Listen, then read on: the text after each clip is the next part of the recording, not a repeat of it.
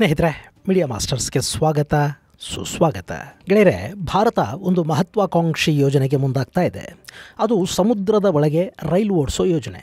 ಇದೇನಾದರೂ ಕಾರ್ಯಸಾಧು ಆದರೆ 2030 ಒಳಗೆ ಭಾರತದ ಮುಂಬೈನಿಂದ ಯುನೈಟೆಡ್ ಅರಬ್ ಎಮಿರೇಟ್ಸ್ನ ದುಬೈವರೆಗೆ ರೈಲು ಸಂಚಾರ ಶುರುವಾಗುತ್ತೆ. ಈ ಮೂಲಕ ಎರಡೂ ದೇಶಗಳ ನಡುವೆ ರೈಲ್ವೆ ನೆಟ್ವರ್ಕು ಹಾಗೂ ವ್ಯಾಪಾರ ಸಂಬಂಧಗಳು ಗಟ್ಟಿಯಾದಂತಾಗುತ್ತೆ. ಹಾಗಾದರೆ ಏನಿದು ಭಾರತದ ಈ ವಿಶೇಷ ಪ್ರಾಜೆಕ್ಟು? ಸಮುದ್ರದ ಒಳಗೆ ರೈಲು ಓಡಾಡೋದಕ್ಕೆ ಸಾಧ್ಯ ಆಗುತ್ತಾ? ಈ ಹಿಂದೆ ಇಂಥ ಪ್ರಾಜೆಕ್ಟುಗಳೆಲ್ಲಾದರೂ ಸದ್ದು ಸುದ್ದಿ ಮಾಡಿವ್ಯಾ? ಮುಂಬೈನಿಂದ ದುಬೈಗೆ ರೈಲಲ್ಲಿ ಹೋಗೋದಕ್ಕೆ ಸಾಧ್ಯನಾ ಅನ್ನೋದ್ರ ಬಗ್ಗೆ ಒಂದಷ್ಟು ಮಾಹಿತಿಯನ್ನು ನಾವಿಲ್ಲಿ ನೋಡೋಣ.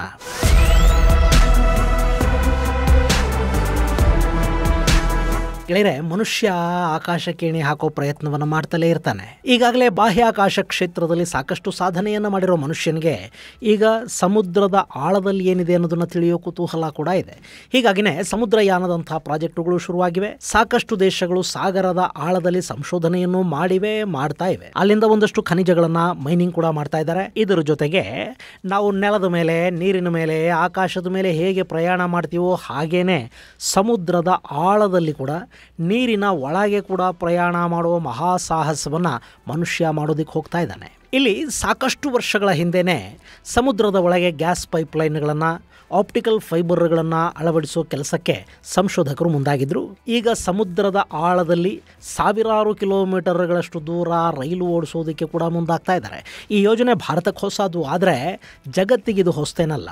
ಈಗಾಗಲೇ ಬ್ರಿಟನ್ ಮತ್ತು ಫ್ರಾನ್ಸ್ನ ನಡುವೆ ಇಂಥದ್ದೊಂದು ವ್ಯವಸ್ಥೆ ಇದೆ. ಉತ್ತರ ಸಮುದ್ರ ಹಾಗೂ ಅಟ್ಲಾಂಟಿಕ್ ಸಾಗರಗಳ ನಡುವಿನ ಸ್ಟ್ರೈಟ್ ಆಫ್ ಡೋರಲ್ಲಿ ಇಂಗ್ಲಿಷ್ ಚಾನಲ್ನ ಅಡಿಯಲ್ಲೊಂದು ಟನಲನ್ನು ನಿರ್ಮಾಣ ಮಾಡಿ ಅದರಲ್ಲಿ 1994ರಿಂದಲೇ ಟ್ರೈನನ್ನು ಓಡಿಸಲಾಗ್ತಾ ಇದೆ. ಇದು 23.5 ಮೈಲಿಗಳಷ್ಟು ದೂರದ ಟನಲ್ ಆಗಿದ್ದು, ಇದರಲ್ಲಿ ರೈಲು ಪ್ರತಿ ಗಂಟೆಗೆ 99 ಮೈಲಿಗಳಷ್ಟು ವೇಗದಲ್ಲಿ, ಅಂದರೆ ಗಂಟೆಗೆ 160 ಕಿಲೋಮೀಟರ್ಗಳಷ್ಟು ವೇಗದಲ್ಲಿ ಚಲಿಸುತ್ತೆ. ಹಾಗೆಯೇ ಜಪಾನ್ನಲ್ಲಿ, ನಾರ್ವೆಯಲ್ಲಿ ಕೂಡ ಇಂಥ ಅಂಡರ್ ಸಿ ಟನಲ್ಗಳನ್ನು ನಿರ್ಮಾಣ ಮಾಡಿದ್ದಾರೆ.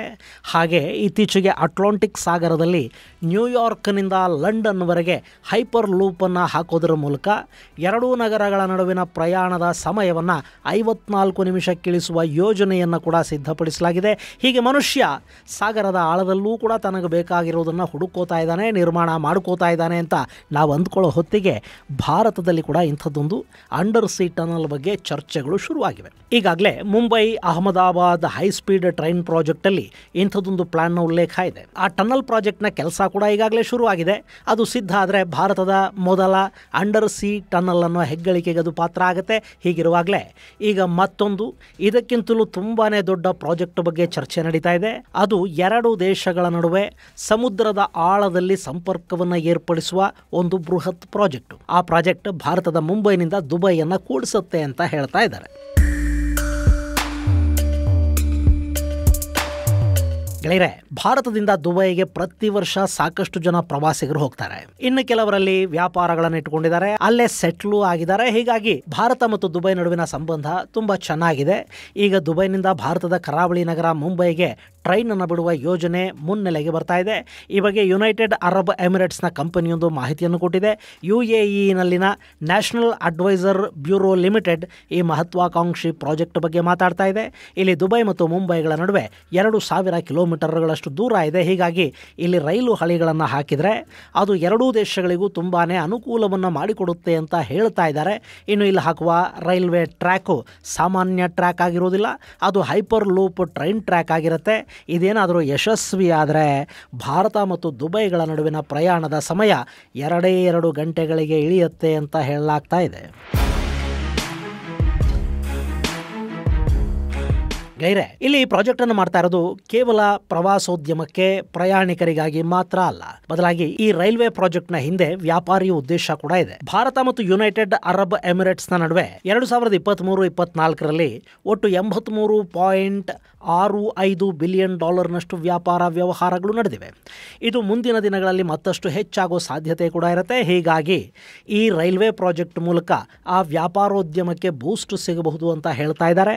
ಇದರ ಜೊತೆಗೆ ಈಗ ನಿರ್ಮಿಸೋದಕ್ಕೆ ಯೋಜಿಸಿರುವ ಹೈಪರ್ ಲೂಪ್ ಟ್ರೈನ್ ಟ್ರ್ಯಾಕ್ನ ಜೊತೆಗೆ ಭಾರತದಿಂದ ದುಬೈಗೆ ಕುಡಿಯೋ ನೀರು ಮತ್ತು ದುಬೈನಿಂದ ಭಾರತಕ್ಕೆ ಕಚ್ಚಾ ತೈಲವನ್ನು ತರೋ ಯೋಜನೆಯನ್ನು ಕೂಡ ಹಾಕ್ಕೊಳ್ಳಲಾಗಿದೆ. ಹೀಗಾಗಿ ಇಲ್ಲಿ 2 ಅಂಡರ್ ವಾಟರ್ ಪೈಪ್ಲೈನ್ಗಳನ್ನು ಕೂಡ ಭಾರತ ಮತ್ತು UAE ನಿರ್ಮಾಣ ಮಾಡುತ್ತವೆ. ಇದರಿಂದ ಎರಡೂ ದೇಶಗಳ ನಡುವಿನ ವ್ಯಾಪಾರ ಇನ್ನಷ್ಟು ಹೆಚ್ಚಾಗುವ ಸಾಧ್ಯತೆ ಖಂಡಿತ ಇರುತ್ತೆ. ಇನ್ನು ಸಮುದ್ರದ ಕೆಳಗೆ ಟ್ರ್ಯಾಕ್ ಹಾಕೋದು ಅಂದರೆ ಅದು ಸುಲಭದ ಕೆಲಸ ಅಲ್ಲ. ಯಾಕೆಂದರೆ ಅಲ್ಲಿ ಅಗಾಧ ಪ್ರಮಾಣದಲ್ಲಿ ನೀರಿರುತ್ತೆ. ಹೀಗಾಗಿ ಅದರ ಒತ್ತಡ ಕೂಡ ತುಂಬಾ ಇರುತ್ತೆ. ಸೊ ಟನಲ್ ನಿರ್ಮಾಣ ಅನ್ನೋದು ಸುಲಭ ಅಲ್ಲ. ಆದರೆ ಇವತ್ತಿನ ತಂತ್ರಜ್ಞಾನದ ಯುಗದಲ್ಲಿ ಅದು ಖಂಡಿತ ಅಸಾಧ್ಯವೂ ಅಲ್ಲ. ಇನ್ನು ಇಲ್ಲಿ ನಿರ್ಮಾಣವಾಗಬೇಕಾಗಿರೋದು 2000 ಕಿಲೋಮೀಟರ್ ಉದ್ದದ ರೈಲ್ವೆ ಮಾರ್ಗ. ಅದಕ್ಕೆ ಟನಲನ್ನು ನಿರ್ಮಾಣ ಮಾಡ್ಕೋಬೇಕು, ಹಳಿಗಳನ್ನು ಹಾಕೋಬೇಕು.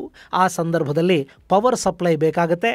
ಜೊತೆಗೆ ಟನಲ್ನ ಒಳಗೆ ಸಂಚರಿಸುವ ರೈಲುಗಳಿಗೆ ಯಾವ ಅಡ್ಡಿಯೂ ಉಂಟಾಗದ ಹಾಗೆ ಕೂಡ ನೋಡ್ಕೋಬೇಕಾಗಿ ಬರುತ್ತೆ.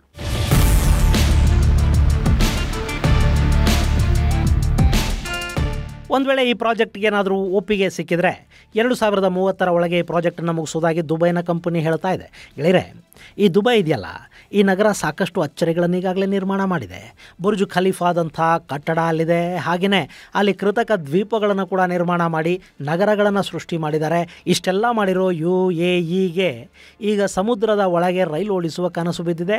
ಅದನ್ನು ಅವರು ನನಸು ಮಾಡ್ಕೋಬೇಕು ಅಂದರೆ ಅದಕ್ಕೆ ಭಾರತದ ಸಹಯೋಗದ ಅಗತ್ಯ ಇರುತ್ತೆ. ಇನ್ನು ಭಾರತ ಕೂಡ UAE ಜೊತೆ ಉತ್ತಮ ಸಂಬಂಧವನ್ನು ಹೊಂದಿದೆ.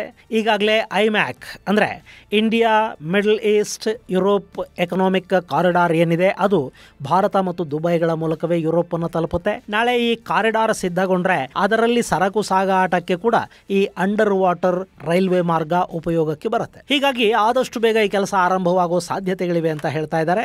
ಇನ್ನು ಇಲ್ಲಿ ಹೈಪರ್ ಲೂಪ್ ಟ್ರೈನೇ ಯಾಕೆ ಅನ್ನೋ ಪ್ರಶ್ನೆ ಕೂಡ ಮೂಡದೇ ಇರುವುದಿಲ್ಲ. ಗೆಳೆಯರೆ, ಭಾರತ ಹೈಪರ್ ಲೂಪ್ ತಂತ್ರಜ್ಞಾನದಲ್ಲಿ ಒಂದಷ್ಟು ಮೈಲುಗಲ್ಲುಗಳನ್ನು ಸಾಧಿಸಿದೆ. ನಮ್ಮಲ್ಲಿ ಸದ್ಯಕ್ಕೆ ಏಷ್ಯಾದಲ್ಲೇ ಅತಿ ದೊಡ್ಡದಾದ ಹೈಪರ್ ಲೂಪ್ ಟ್ಯೂಬ್ ಅನ್ನು ಸಿದ್ಧ ಮಾಡಿದ್ದಾರೆ. ಮುಂದಿನ ದಿನಗಳಲ್ಲಿ ಅದು ಇಡೀ ಜಗತ್ತಲ್ಲೇ ಅತಿ ದೊಡ್ಡ ಟ್ಯೂಬ್ ಅಂತ ಕೂಡ ಅನ್ನಿಸ್ಕೋಬಹುದು. ಆ ಹೈಪರ್ ಲೂಪ್ ಟೆಸ್ಟ್ ಟ್ಯೂಬನ್ನು ಚೆನ್ನೈನ ಇಂಟಿಗ್ರಲ್ ಕೋಚ್ ಫ್ಯಾಕ್ಟರಿಯಲ್ಲಿ ಸಿದ್ಧಪಡಿಸಲಾಗಿದ್ದು, ಈ ಟೆಸ್ಟ್ ಟ್ಯೂಬ್ 410 ಮೀಟರ್ಗಳಷ್ಟು ಉದ್ದ ಇದೆ. ಇದರೊಳಗೆ ನಿರ್ವಾತ ಪ್ರದೇಶವನ್ನು ನಿರ್ಮಿಸಿ ಅಲ್ಲಿ ಹೈಪರ್ ಲೂಪ್ ವೆಹಿಕಲ್ಗಳನ್ನು ಪರೀಕ್ಷೆ ಮಾಡ್ತಾರೆ. ಈ ಟ್ಯೂಬ್ನ ಒಳಭಾಗದಲ್ಲಿ ಗಾಳಿಯ ಪ್ರವೇಶದ ಮೇಲೆ ನಿಯಂತ್ರಣ ಇರೋದ್ರಿಂದ ಹೈಪರ್ ಲೂಪ್ ವಾಹನದ ವೇಗ ನಿರೀಕ್ಷೆಗೂ ಮೀರಿರುತ್ತೆ ಅನ್ನೋ ಮಾತುಗಳು ಕೇಳಿಬರ್ತಾ ಇವೆ. ಸದ್ಯಕ್ಕೆ ಹೊರಬಿದ್ದಿರೋ ಮಾಹಿತಿ ಪ್ರಕಾರ ಈ ಹೈಪರ್ ಲೂಪ್ ವೆಹಿಕಲ್ ಪ್ರತಿ ಗಂಟೆಗೆ ಕನಿಷ್ಠ 600 ಕಿಲೋಮೀಟರ್ಗಳಷ್ಟು ವೇಗದಲ್ಲಿ ಚಲಿಸಿದೆಯಂತೆ. ಅದರ ವೇಗವನ್ನು ಇನ್ನಷ್ಟು ಹೆಚ್ಚಿಸಬಹುದು ಅಂತ ಹೇಳಲಾಗ್ತಾ ಇದೆ. ಸದ್ಯ ಸಿಕ್ಕಿರೋ ಮಾಹಿತಿ ಪ್ರಕಾರ ಗಂಟೆಗೆ 1200 ಕಿಲೋಮೀಟರ್ ವೇಗವನ್ನು ಕೂಡ ಈ ಹೈಪರ್ ಲೂಪ್ ಮೂಲಕ ಅಚೀವ್ ಮಾಡೋದಕ್ಕೆ ಸಾಧ್ಯ ಆಗುತ್ತೆ ಅಂತ ಹೇಳ್ತಾ ಇದ್ದಾರೆ. ಇಲ್ಲಿ ಹೈಪರ್ ಲೂಪ್ ಟ್ಯೂಬ್ನ ಒಳಗೆ ಸಾಗುವ ವಾಹನಕ್ಕೆ ಗಾಳಿಯ ಜೊತೆಗೆ ಘರ್ಷಣೆ ಇರುವುದಿಲ್ಲ. ಹೀಗಾಗಿ ಅದರ ವೇಗ ಯಾವುದೇ ಕಾರಣಕ್ಕೂ ಕಡಿಮೆ ಏನಾಗೋದಿಲ್ಲ. ಇದು ಪ್ರಾಜೆಕ್ಟ್ಗೆ ಅತಿ ಮುಖ್ಯವಾಗಿ ಬೇಕಿರೋದು. ಗೆಳೆಯರೆ, ಮುಂಬೈ ಮತ್ತು ದುಬೈನ ನಡುವೆ 2000 ಕಿಲೋಮೀಟರ್ ಅಂತರ ಇದೆ. ಪ್ರತಿ ಗಂಟೆಗೆ 1000 ಕಿಲೋಮೀಟರ್ ದೂರವನ್ನು ಕ್ರಮಿಸೋದಕ್ಕೆ ಸಾಧ್ಯ ಆದರೆ 2 ಗಂಟೆಗಳ ಒಳಗಾಗಿ ಮುಂಬೈನಿಂದ ದುಬೈಯನ್ನು ತಲುಪೋದಕ್ಕೆ ಸಾಧ್ಯ ಆಗುತ್ತೆ. ಈ ಮೂಲಕ ಇಲ್ಲಿ ವಿಮಾನಗಳಿಗಿಂತಲೂ ಸಾಕಷ್ಟು ವೇಗವಾಗಿ ಪ್ರಯಾಣ ಮಾಡೋದಕ್ಕೆ ಸಾಧ್ಯ ಅನ್ನೋದು ಗಮನಾರ್ಹ ಅಂಶ. ಹೀಗಾಗಿ ಭಾರತದ ಹೈಪರ್ಲೂಪ್ ತಂತ್ರಜ್ಞಾನವನ್ನು ಬಳಸಿಕೊಂಡು ಏಷ್ಯಾದ ಅತಿದೊಡ್ಡ ಮಾರುಕಟ್ಟೆಗಳಲ್ಲಿ ಒಂದಾಗಿರುವ ಭಾರತವನ್ನು ಮುಟ್ಟೋದಕ್ಕೆ ಮತ್ತು ಮುಂದಿನ ದಿನಗಳಲ್ಲಿ ಭಾರತದಿಂದ ಯುರೋಪನ್ನು ಕೂಡ ಸಂಪರ್ಕಿಸೋದಕ್ಕೆ ಸಾಧ್ಯವಾಗುವ ಹಾಗೆ ಯುನೈಟೆಡ್ ಅರಬ್ ಎಮಿರೇಟ್ಸ್ ಯೋಚಿಸ್ತಾ ಇದೆ. ಈ ಪ್ರಾಜೆಕ್ಟ್ ಇನ್ನು ಪ್ರಪೋಸಲ್ನ ಹಂತದಲ್ಲಿದ್ದು ಇದು ಆದಷ್ಟು ಬೇಗ ಸರ್ಕಾರದ ಮುಂದೆ ಬರಬಹುದು ಅಂತ ಹೇಳ್ತಾ ಇದ್ದಾರೆ. ಈ ಪ್ರಾಜೆಕ್ಟ್ಗೆ UAE ಉತ್ಸುಕವಾಗಿದ್ದು ಭಾರತದ ಒಪ್ಪಿಗೆನೂ ಸಿಕ್ಕಿದ್ರೆ 2030 ಹೊತ್ತಿಗೆ ಇದು ಸಿದ್ಧ ಆಗುತ್ತೆ. ಇನ್ನು 2000 ಕಿಲೋಮೀಟರ್ಗಳಷ್ಟು ದೂರ ಸಮುದ್ರದೊಳಗೆ ಟ್ರ್ಯಾಕ್ ಹಾಕೋದು ಅಂದರೆ ಕಡಿಮೆ ಖರ್ಚಿನ ಬಾಬತೇನಲ್ಲ. ಅಲ್ಲಿ ಲಕ್ಷಾಂತರ ಬಿಲಿಯನ್ ಡಾಲರ್ ಖರ್ಚಾಗಬಹುದು. ಈ ಹಿಂದೆ ಕೇಳಿಬಂದಿದ್ದ ಲಂಡನ್ ನ್ಯೂಯಾರ್ಕ್ ಯೋಜನೆಗೆ 19 ಲಕ್ಷ ಕೋಟಿ ಡಾಲರ್ಗಳು ಬೇಕಾಗತ್ವೆ ಅನ್ನೋ ಅಂದಾಜಿತ್ತು. ಇದನ್ನು ಗಮನಿಸಿದರೆ ಇಲ್ಲಿ ಕಡಿಮೆ ಅಂದರೂ 10 ಲಕ್ಷ ಕೋಟಿ ಡಾಲರ್ಗಳು ಖರ್ಚಾಗೋದ್ರಲ್ಲಿ ಯಾವ ಅನುಮಾನವೂ ಇಲ್ಲ. ಅಷ್ಟೊಂದು ಹಣವನ್ನು ಈ ಪ್ರಾಜೆಕ್ಟ್ ಮೇಲೆ ಭಾರತ ಮತ್ತು UAEಗಳು ಜಂಟಿಯಾಗಿ ಹೂಡುತ್ವಾ ಅಥವಾ UAE ಒಂದೇ ಹೂಡಿಕೆ ಮಾಡುತ್ತಾ ಅನ್ನೋದನ್ನು ಕೂಡ ನಾವಿಲ್ಲಿ ಕಾದು ನೋಡಬೇಕು. ಇದು ಗೆಳೆಯರೆ, ಭಾರತ ಮತ್ತು ದುಬೈ ನಡುವೆ ಸಮುದ್ರದ ಆಳದಲ್ಲಿ ಸಂಚರಿಸುವ ರೈಲಿನ ಕುರಿತಾದ ಒಂದಷ್ಟು ಮಾಹಿತಿ. ಮುಂದಿನ ಸಂಚಿಕೆಯಲ್ಲಿ ಮತ್ತಷ್ಟು ವಿಶೇಷಗಳ ಜೊತೆ ಮತ್ತೆ ಭೇಟಿಯಾಗೋಣ. ಅಲ್ಲಿವರೆಗೆ ಜೈ ಹಿಂದ್, ಜೈ ಕರ್ನಾಟಕ.